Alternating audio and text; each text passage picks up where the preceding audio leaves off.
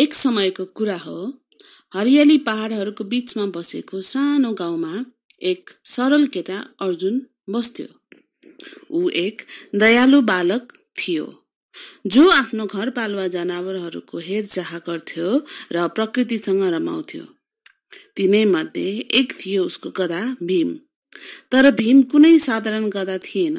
उसलाई संगीतसँग असाध्यै माया थियो र अरू गधाहरूले जस्तो हे हे गर्नुको सट्टा ऊ गीत गाउन मन पराउँथ्यो।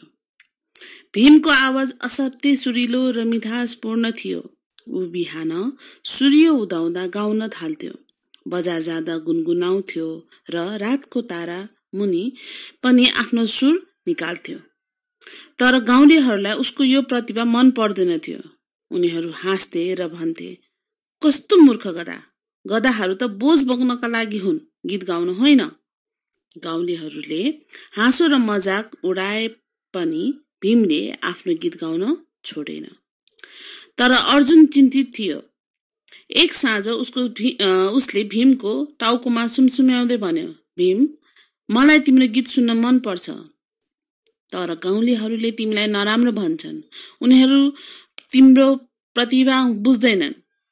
भीमले गहिरो सास फेरेर भन्यो, अर्जुन, सङ्गीतले मलाई खुसी बनाउँछ।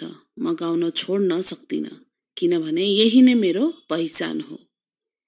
अर्जुनले उसको भावना बुझ्यो र निर्णय गर्यो कि उनीहरू छेउको बजारतर्फ जानेछन्, जहाँ विभिन्न ठाउँका मानिसहरू भेला हुने गर्थे। सायद त्यहाँ कसैले तिम्रो कला बुझ्नेछ, अर्जुनले आशाले भन्यो। अर्को बिहान उनीहरू यात्रा गर्न निस्किए। भीम खुसी हुँदै गाउन थाल्यो र चराहरूले पनि उसको सुरमा सुर मिलाए। उनीहरू गाउँहरू हुँदै हिँड्दा कतिपय मानिसहरूले अचम्म माने, केही हाँसे र केही रमाइला भावना सुन्न थाले। जब उनीहरू बजार पुगे त्यहाँ असाध्यै भिड थियो। व्यापारी, यात्रु, कलाकारहरू सबै व्यस्त देखिन्थे। बजारको मुख्य चोकमा भव्य उत्सव चलिरहेको थियो। त्यहाँ जादुगर, नर्तक र सङ्गीतकारहरू आफ्नो प्रस्तुति दिइरहेका थिए।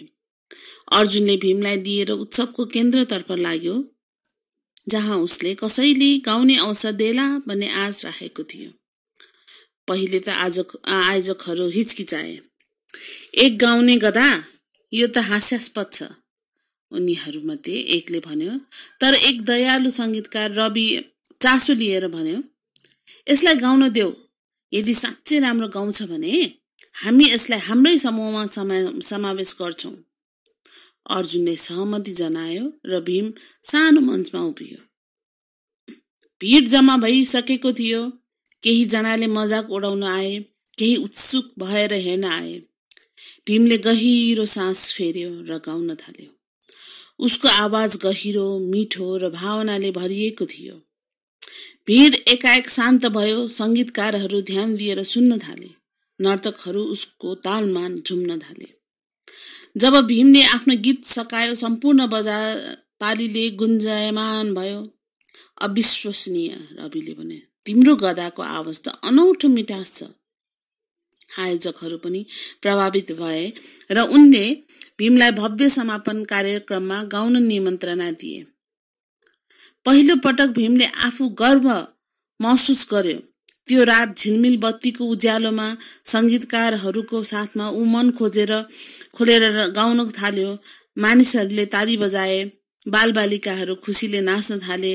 अब ऊ मात्र गधा थिएन, ऊ एक कलाकार बनिसकेको थियो। त्यस दिन पछि भीम चर्चित बन्यो।